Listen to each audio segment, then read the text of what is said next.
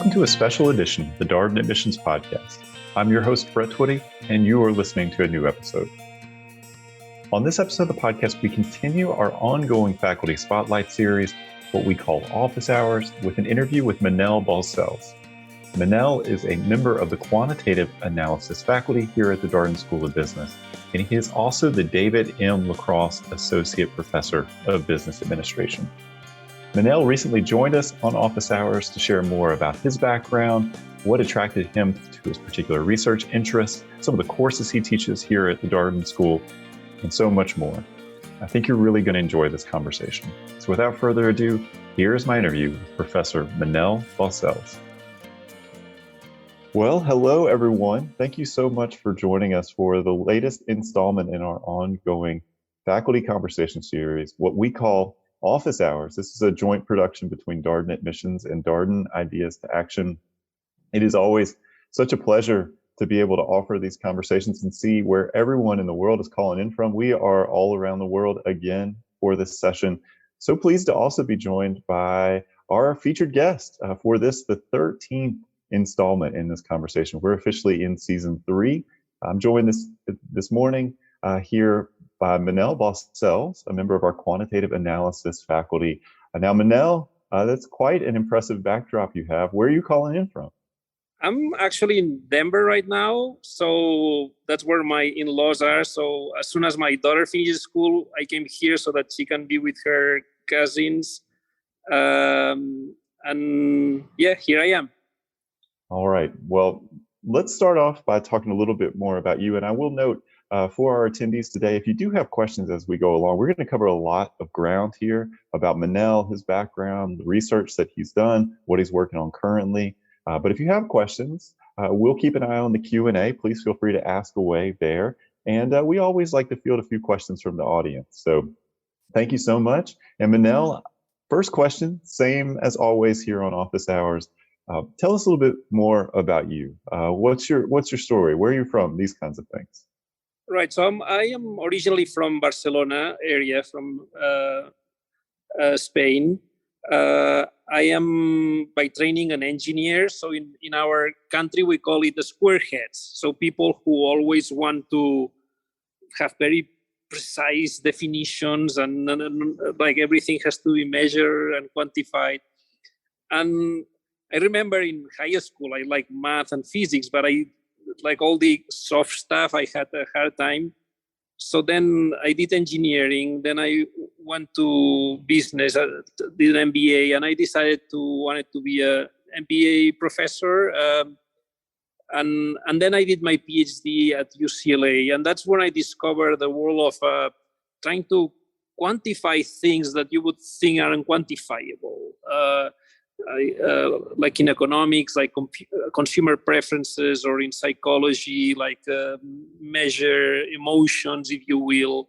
And then I just started doing research on, let's say, quantifying the unquantifiable, so to speak. And then that definitely has a lot of applications for business, like understanding consumer preferences, understanding perceptions of value, and so on. And then when you can contrast that with more like rational ways of looking at those things, it creates a very nice contrast. Well, I want to go back just a little bit and just curious about how you decided. There's many paths for engineers in this world. How did you decide, though, that you wanted to be a business school professor, that was the path for you? Well, originally I did my MBA at ESA Business School, and then the school sponsored me to do a PhD and stay there as a professor, which I did for 10 years or 10 plus years. So that made it like a very attractive path for me. Then eventually I left ESA, and then I moved to the US. When I married my wife, and then I worked at RAND Corporation in Santa Monica for 2 years. So I got exposed to this world of applied research to solve societal problems. But I saw that was not for me. And then at that moment, Darden had an opening. And I already knew Darden for a long time ago because there was a professor in quantitative analysis, Dana Kleinman, who unfortunately passed away. who visited Barcelona many years before. And then at that time, we established a relationship. I visited Darden a couple of times. So I knew everybody in the department, like Robert Caraway from the early 2000s. I knew Yael Grushka-Cocaine very well from conferences in decision analysis. I knew Casey very well for many years. So it had that feeling of being at home, like I knew everybody in the department. And then what happens is that not many business schools have dedicated departments of quantitative methods and data analysis, and Darden has. So that was also very attractive for me to be in a department that just dedicated to quantitative methods per se, without committed to a specific application, even though then you apply it to many different settings or different situations. I want to also go back to something that you also previously shared about quantifying the unquantifiable. How did this become your area of interest? Curious about the story here. Well, it is. Well, once you are in quantitative methods, the natural initial applications that you may want to think about is operations or finance, because those areas have very clear quantitative content, right? Like the money that you make, that's a number, or the stocks and quantities that you move, that's another number. So those are two areas where it's very natural to use quantitative methods. But when it comes to individual preferences, then yes, if you like something more than something else, you could in principle put like a higher number to what you like more than the other, and you call it that the perceived value. Well,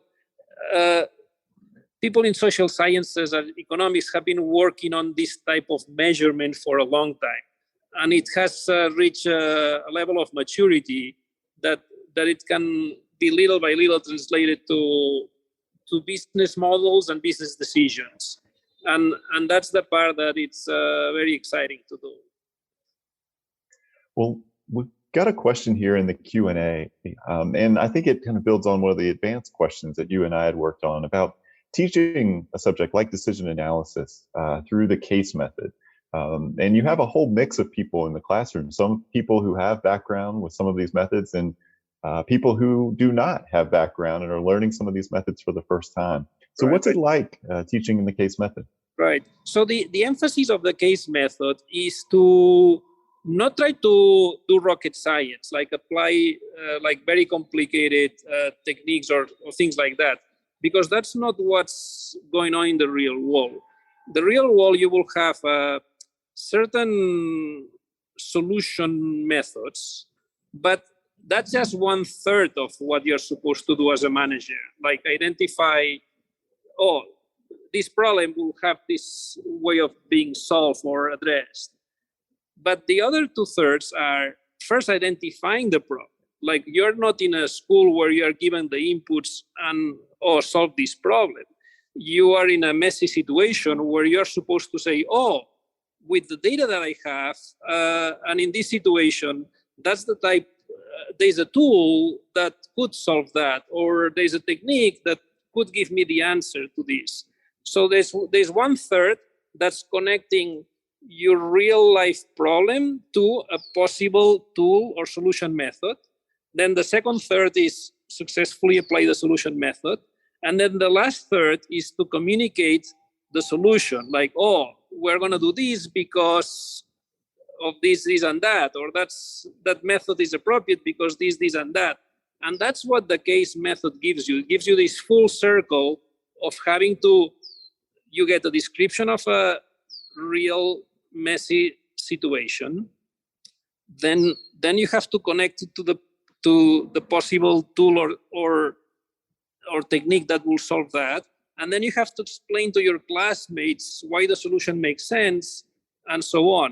So then what we do in class is we do like we try to do the full circle, because just teaching the technique itself, if that were more like lecture based, well, then you go out in the real world and you cannot really complete the circle.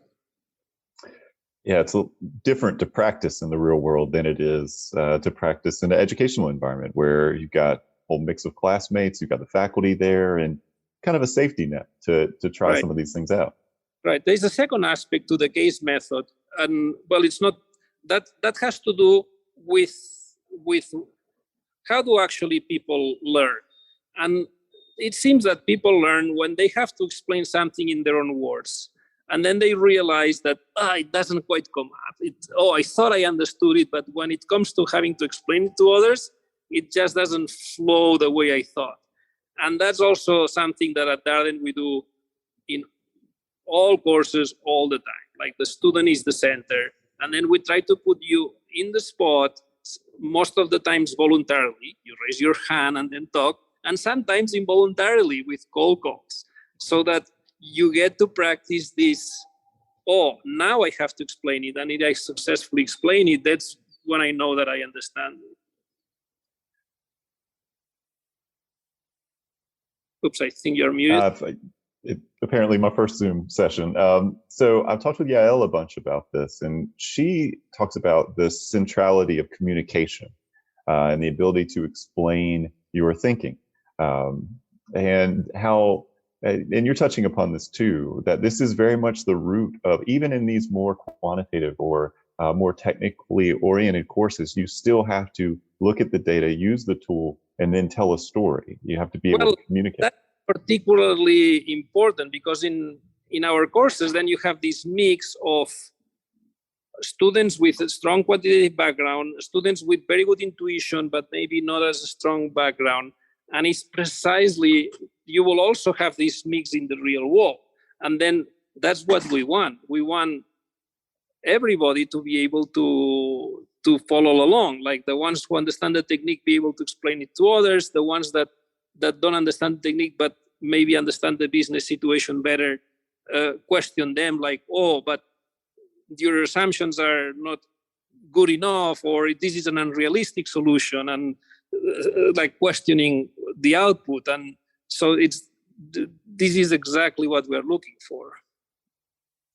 Well, let's start to transition into your research. And I noticed we're getting a few questions here in the Q&A. I'll keep an eye on it. But I was watching your faculty video in preparation for this conversation. And in that video, you spend a lot of time talking about things that seem more like emotional or psychological concepts, things like reference points, satiety, these kinds of ideas. And you touched upon this earlier, right? This idea of quantifying the unquantifiable. Why do you think these are such important considerations when understanding humans? Yeah, when it comes, for instance, to attitudes towards risk, like have people are willing to take risks or not, turns out that in the rational world, what should matter for your appetite for risk is your wealth, like how rich you are. Like, and then if you have more resources, you will take more risks, and if you have less, you will take less risk. But then in behavioral economics, what's been found is that it's the people are not easily think about their resources when it comes to a situation. They think more about how their current situation, and then where they gain or lose, and then they are very averse to losses. So then what matters here is the reference point that you would use to count gains or losses. And so then you need to understand how this reference point where you think, if I am above that, I'll be happy. If I am below that, I'll be upset. And then that will count kind of double, right? So that's the type of thing that matters. So then you want to understand where your reference point is. So that's one aspect, yeah. And I know you've also done a lot of work around satiety, which is another interesting idea. So the other, that's more the reference points is something that Kahneman and Tversky put forward. So it's not my idea. It's just that I have worked a lot on identifying how reference points move. Something that with professor at UCLA, Rakesh Sarin, and myself developed, and then also now with a colleague in China, is the notion of satiation. And there's this idea that of diminishing marginal returns. Like if you eat one apple, you will enjoy a lot, but if you eat two apples, the second apple, it will not be that enjoyable, and so on. But then the question is, well, but how if I wait 3 hours between the first apple and the second apple? Will I enjoy the second apple the same as the first? And then intuitively, if you wait long enough, you will re-enjoy the second apple the same. So then you have this notion that after eating the first apple, there is some kind of satiation for apples that will decay over time and will make you then re-enjoy the second apple.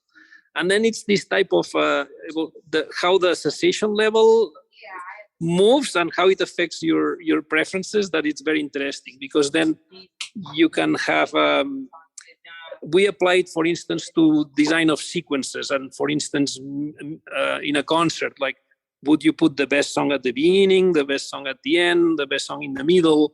Like, what should you do? And then we find that if you account for satiation effects, generally the best sequences will have a high starting, then be like low in the middle, and then have a high ending.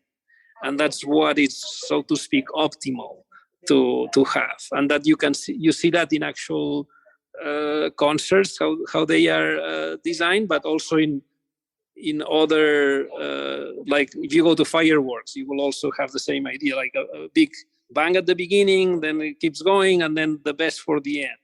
And you may want to apply this also for designing sequences when you travel around. Like I visit if I go on a city and there are like 4 or 5 things to see, like what do? I see the best at the beginning, the best at the end, and so on.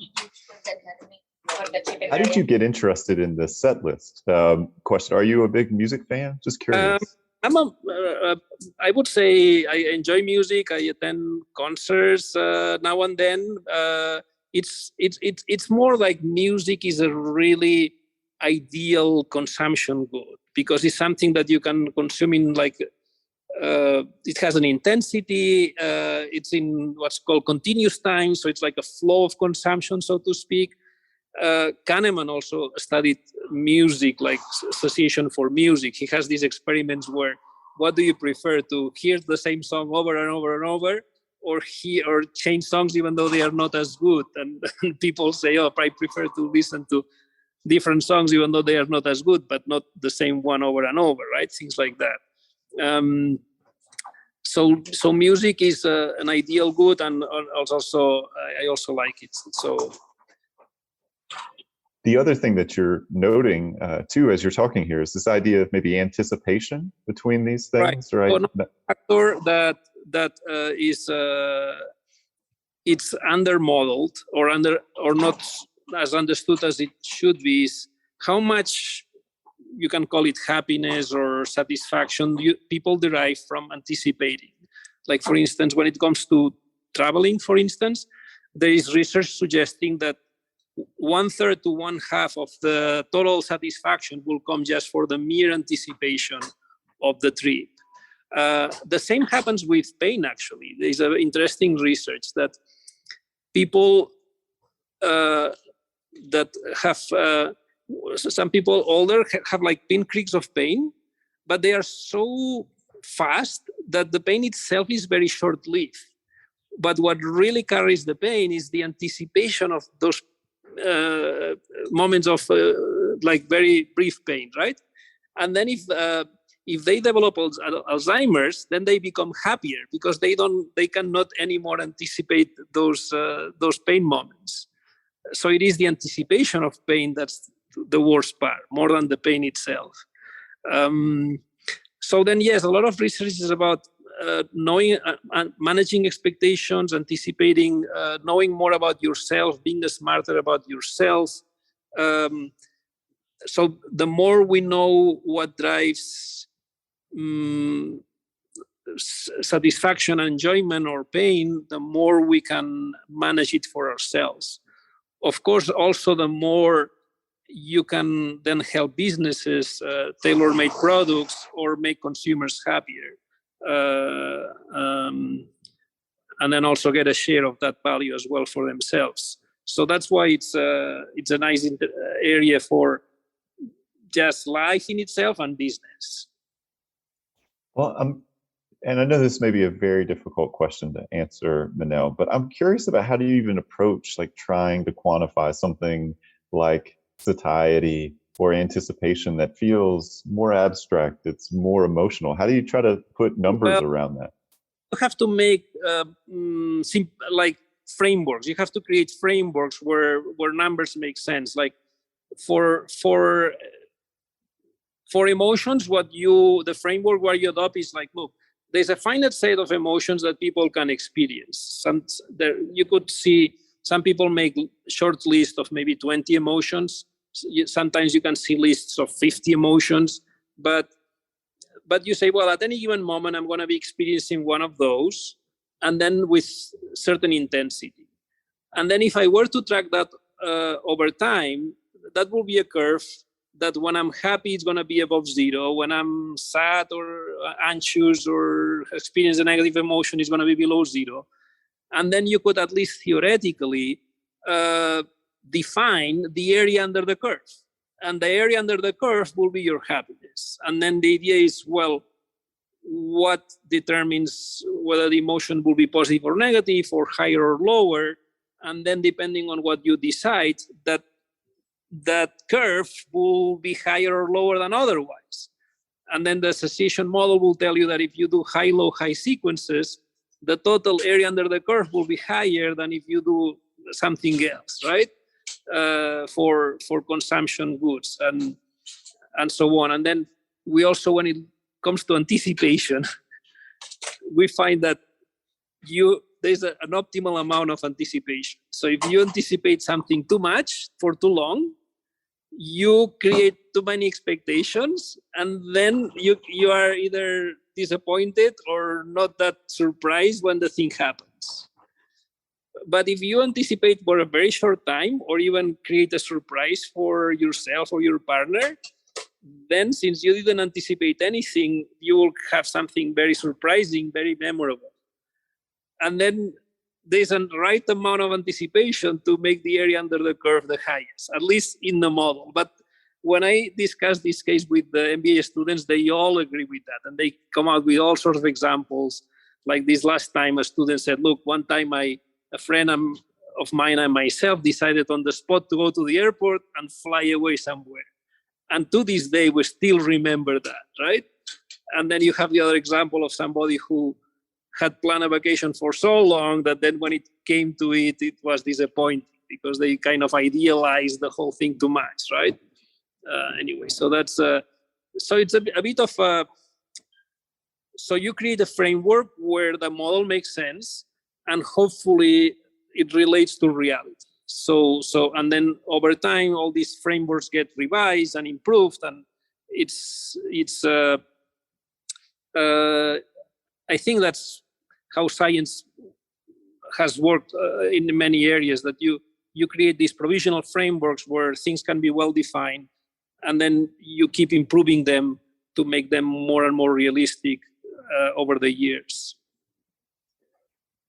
Wanted to stay with this high, low, high anticipation idea, this satiety, some of the things that we're touching on here, and think about like, how can a business use this idea? I know you have these conversations in your classes, and we talked about the set list as an example of application, but when you talk with students or you look at particular industries. Very nice part of I teach this elective on behavioral decision making, where we touch on reference points and risk attitudes and discounting of future consequences, and then this anticipation and high, low, high.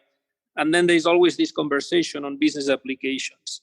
Like, for instance, when it comes to anticipation, like then the ideas that will come out will be like shorter delivery time, so that people, between the time you decide to make the purchase to the time that you receive the product. And you see that this is an important dimension of competing, like businesses who can deliver in shorter times have an advantage over those that, for many reasons, but anticipation could be one of them. And Amazon has been particularly successful in shortening the delivery times. The high, low, high, this is well, you can apply that for design of experiential services, music being one of them, but you could also, if you organize a conference, also it's very important to, I'm actually now a week from a conference here in Roslin that I'm organizing, and at some moment there was this doubt of what shall we do with the speakers, put the best speaker in at the end or not, because many people would leave. And I then say, no, this is a self-fulfilling prophecy. If you put the best speaker at the end, people will stay and then they will enjoy the best. If you have doubts about that, all of a sudden the thing unravels and then you don't put the best, people leave, it's a disaster at the end. So that's just an example where to decide about the order of speakers or when to put them in a conference, it's a design principle that can be quite useful and then guarantee the success that people stay at the end, and hopefully it's going to be the case, but that's another example.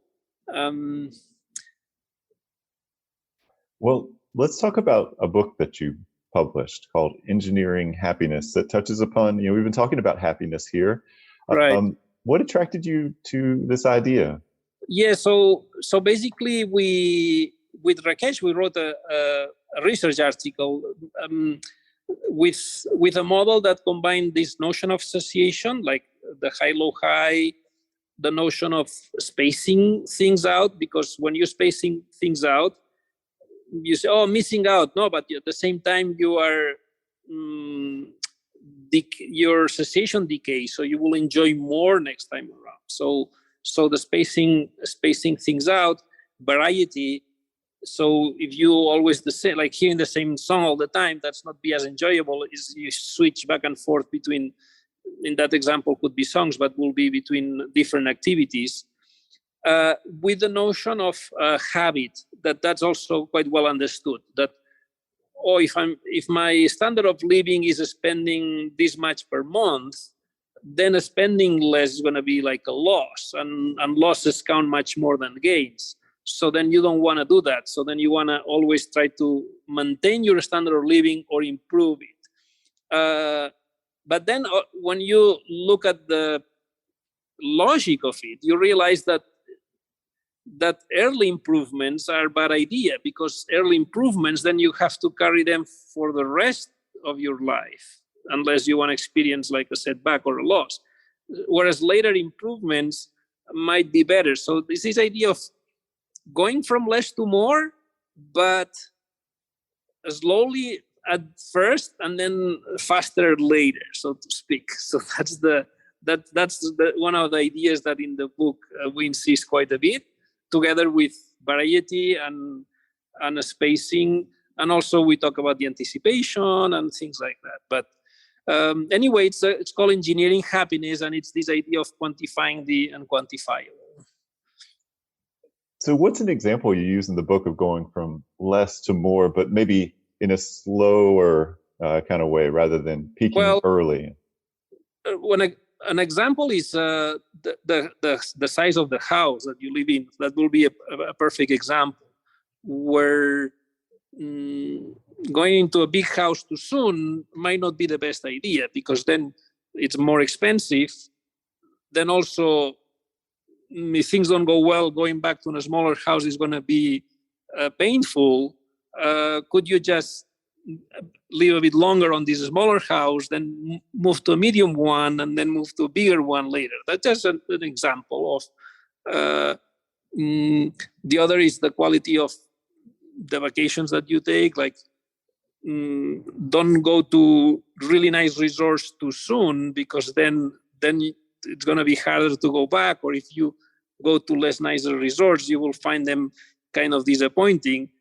Had you not gone to these nice resorts early on, now you will have enjoyed throughout the process of going from less to more.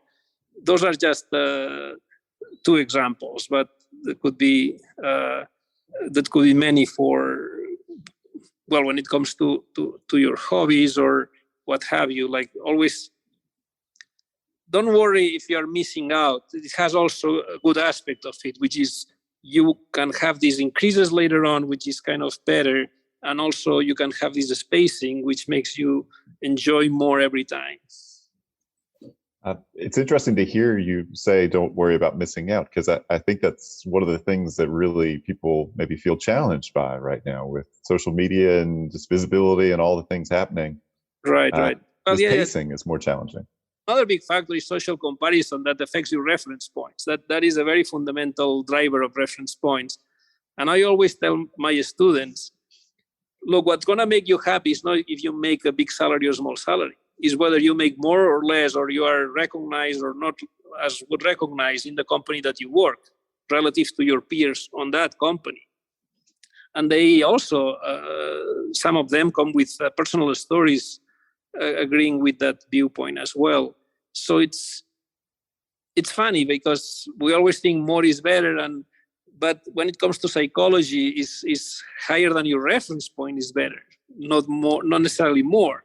So then, what is going to be my reference point? Well, it's going to be the peers in the company that I work at, and then what's going to make you happy is whether relative to those peers you're going to be valued, you're going to be paid well, you're going to be recognized.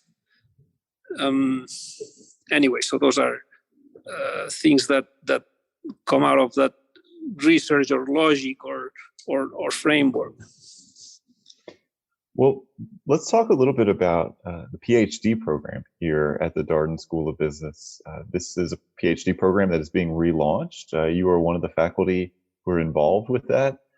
What's exciting to you about this, the relaunching of the PhD program? A very important project. So basically, two areas in the school, strategy, ethics, and entrepreneurship, together with our area, quantitative analysis.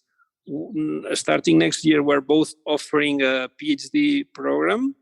PhD programs are generally small, so we count on having 1-2 students incoming students per year.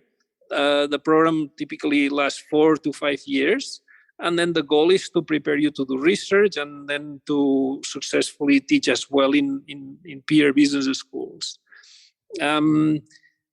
Yes, my thinking is, since we have this dedicated department on quantitative analysis, so we're in a nice position to train people on quantitative methods for business. In the last years, we have hired a very nice group of young researchers in our area, so we are now well equipped to train PhDs. And I think that for people who are squareheads like myself and want to quantify the unquantifiable or like to apply quantitative methods to business, getting a PhD in business and then becoming a professor at the business school is one of the best professions that exist out there. So I think we could contribute to create this training of future professors, and then over the years this has a very important impact on our work and how Darden can then not only influence the students directly but influence these professors who will then teach to other students at other schools. Well, I wanted to make sure we got a little bit of airtime for that. It's an exciting moment, and we're going to have Andy Wicks on for office hours, another faculty member who's involved in this work, in July. Just throw it out there for our attendees today. Manel, interesting question in the Q&A about the idea of instant gratification versus what you're sharing here about pacing. Yes. So usually people look down at instant gratification because they say, oh, that's lack of self-control. But if you look at the model of anticipation, turns out that it's sometimes optimal to have instant gratification moments because you didn't expect them. So you create that kind of surprise for yourself. So it's a little bit like a counterbalance to the idea that instant gratification is always bad. So then the idea is that no, it may actually be a good idea. Another thing that's linked to instant gratification is surprises, right? Like how can you surprise yourself? Well, one is to all on the spot purchase something that you had not anticipated to purchase, or right?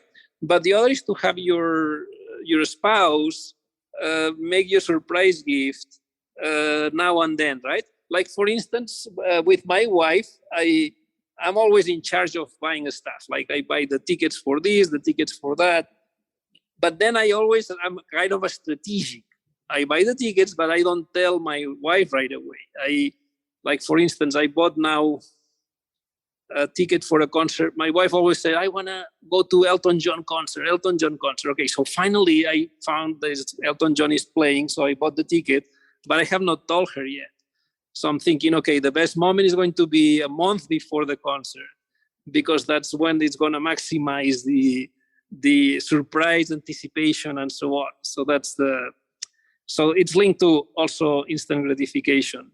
I don't want to give a bad example saying that you also have to fall into that, but I'm just saying that in the context of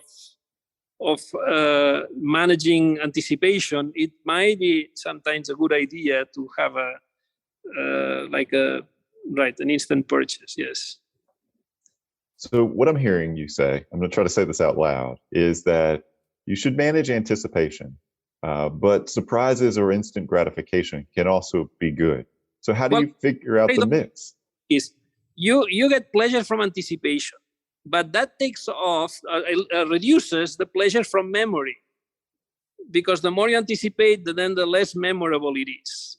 So sometimes zero anticipation is optimal, so that you get most out of the memory. And in some other cases, some anticipation is optimal, but not a lot. So that's the idea, that anticipation is either zero or some, but not a lot.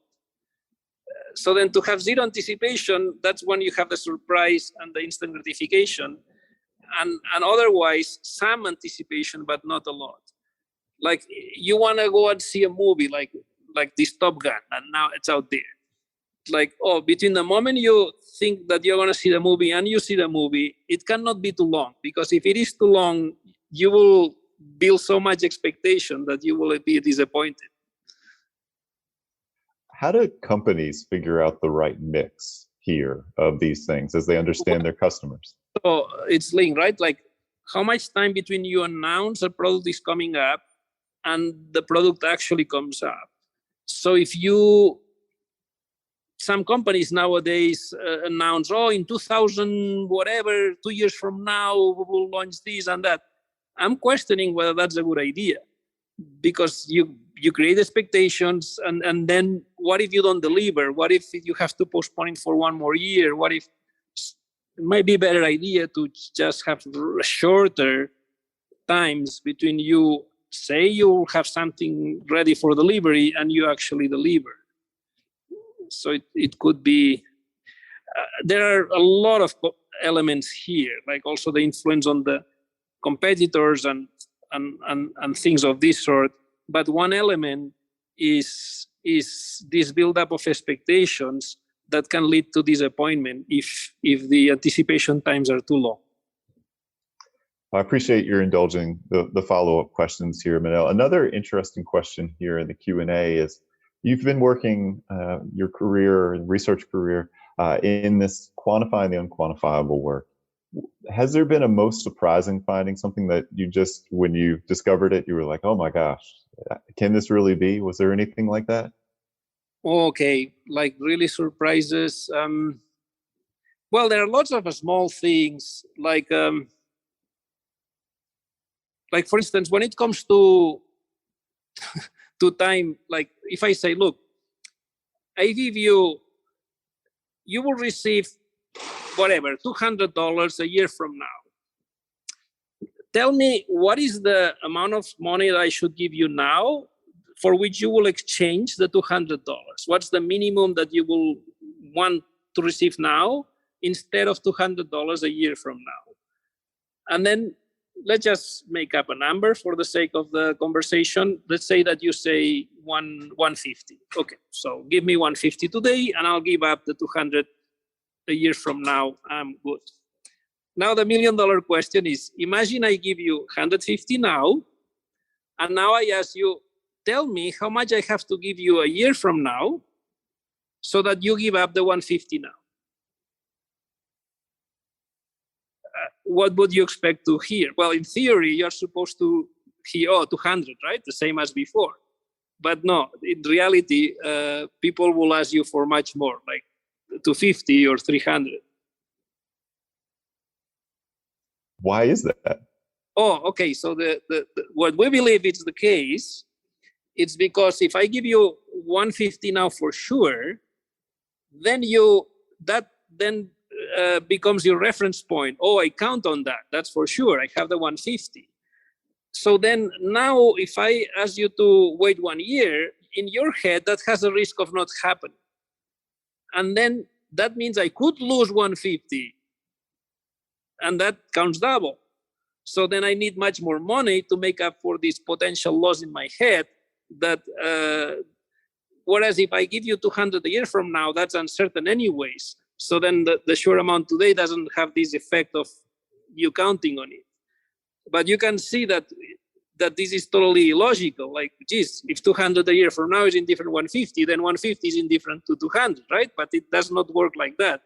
And then the problem is, if you, like, how do you make sense of that? How I don't know, it's just so bizarre, this type of thing. But anyway, it's one finding that you say, geez, shall I take this seriously, or do people act on it? Or and I think they do, but it's just one strange finding. That something also strange is when it comes to risk, people, if you invest in the stock market and you lose,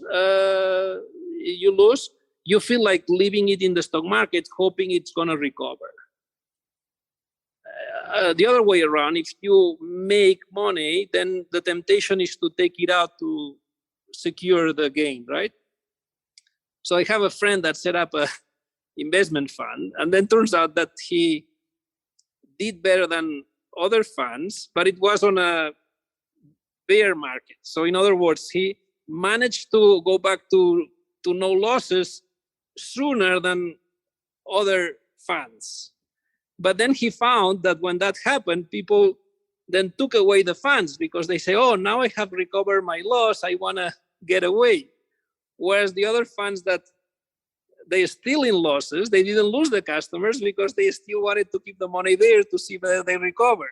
So again, it's like the whole upside down. Like, you perform better and then you lose your customers. Well, geez, like, how can this be? But that's the psychology of risk. Anyway, like, it's like the whole upside down, basically. And you try to build a model to capture this behavior. Predict all these things, yes. But of course, then they are like models of a wall upside down. So then it's like, yeah. Well, let's talk about an elective that cuts right to this, behavioral decision making. I can't tell you how many executive MBA students, for our listeners here today, Manel teaches in the full-time MBA program as well as the executive MBA program. I can't tell you how many executive MBA students came up to me and were like, this elective, behavioral decision making, oh my gosh, one of the best electives I've taken here. Yeah, so I would teach the core. That's where we explain more. We try to, in the core, there are certain notions like net present value, expected value, like a risk profile. So we want that to be second nature to students. Like when we say expected value, risk profile, net present value, downstream decision, like all this language, we put it into practice, we embed it in case situations. We want this to be like a second nature to all the students. That's the core part. And then in the elective, I go back to this framework and I revisit like risk preferences from a behavioral viewpoint. I review time discounting, like the present value of future cash flows from a psychological perceived value. Then we also get into consumers' mental accounting, like when consumers buy stuff, in their heads, they want to make a good use of them. So then, and then two things that bother consumers a lot is when they have to pay a price that's higher than the reference price, so it feels like a rip-off. But also, they also don't like when at the moment of consumption, the enjoyment that they get is smaller than the reference cost in their head for that. It feels that they are throwing money away as well. So that explains what's called the sunk cost effect. That it's, if you bought a ticket for a sports event that's outdoors, well, then no matter if it's raining, snowing, or hurricane, you'll go to the event to try to get your money back, right? So that will be the sunk cost effect. But then also another thing that happens is that people love to buy subscriptions and pay in advance, because then if you pay in advance, the reference cost of what that costs fades away over time. So it's more enjoyable to do something when you don't have to pay for it. It starts giving the feeling that it's for free, even though in reality you paid for it before. But you don't fully attribute the cost because it happened, you paid some time ago, so then that cost kind of fades away. So we talk about this such called payment depreciation. So anyway, we revisit all these ideas. We also, in that course, I also insist on some new frames, rational frames to deal with risk and so on. Then create a very nice contrast with the intuitive rules that people may use. So then the objective of the course is really sell them into the rational mindset. But the best way to sell people into the rational mindset is to make them understand their intuition and why is that not always correct.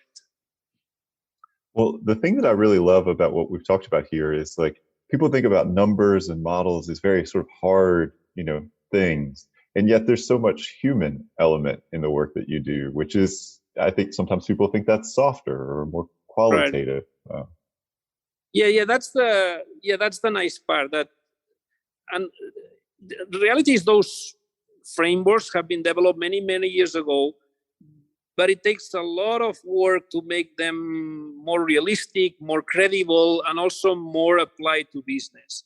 And that's what a lot of my research has been on taking things that have been out there, but maybe not realistic enough, maybe not mature enough to be connected with a business application. Well, let's talk about the cases that you teach in behavioral decision making. And I see a question in the Q&A about, a favorite case or two. Case that there are two cases that students actually wrote, and that's the best. Like they take the course and then all of a sudden say, oh my God, I could apply this to that situation that I lived. So there's a student that had worked for a company that had it was a company that whose business was to do financing for small businesses, and then they had a call center where customers could call and renew their credit lines or had questions. So they had to train these people in the call center extensively for 3 months, hoping that then they will work on the call center for the next 3 years, and that was core of the business. And the problem is that this work in a call center is tedious, and a lot of people quit before the 3 years, which then it was very costly because you would not recover your training, which was relatively expensive. So then the idea in the case is, okay, we're going to have a budget of $6,000 to create a retention bonus for these sales representatives working in the call center. And then the case says, well, what shall we do? Shall we give the $6,000 at the very end if you stay and nothing if you don't? And if you don't stay until the end? Or we could give $2,000 at the end of every year for 3 years, or $500 every quarter. Like, what shall we do? And then that creates already discussion that, well, if you pay everything at the end, that might be 3 years down the line. Like, those are young people. 3 years is a lot of time. They may be quitting during the first year. Oh, but if you give it the money sooner, the moment you pay $2,000 after the first year, well, those $2,000 are gone. Now there are only $4,000 left. People may quit right away after receiving that first bonus. So what shall we do? So then we have the At that moment, we have introduced the perceived value of future cash flow. Like, what is the present value of a future cash flow, not from a financial viewpoint, but from a psychological viewpoint? From a psychological viewpoint, what happens is people discount the near future much more than the distant future. And also larger amounts are discounted less than a smaller amount. So that creates, but we have a formula. So we have in the spreadsheet, look, this is a formula. Give me the cash flows. I'll give you the perceived present equivalent of those using the preferences that I elicit from the students. So these models usually will have like what's called parameters, like the base discount rate, and then a factor for magnitude and a factor for decreasing impatience. Anyway, like 3 parameters. So I get those parameters from the students themselves. So I can say, look, this is the best way to predict your present equivalent of a future cash flow.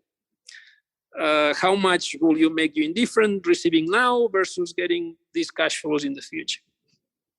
And then in that case of the retention bonus, what comes out of the discussion with the students is you want to create a flow of payments conditional on you staying in the company that makes you perceive what remains of the life of those cash flows always having the same value, so that you are equally likely to quit at any given moment, and we make that as high as possible. So you are less likely to quit at any given moment, but you always see that the value of what remains to be received is the same.